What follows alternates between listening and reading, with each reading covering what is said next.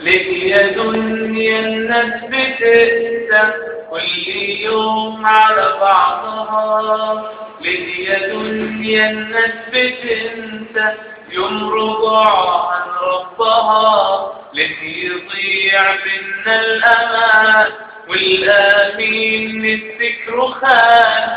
ليه بنخدع ليه بنجرح كلنا رمين شبكنا بحرها؟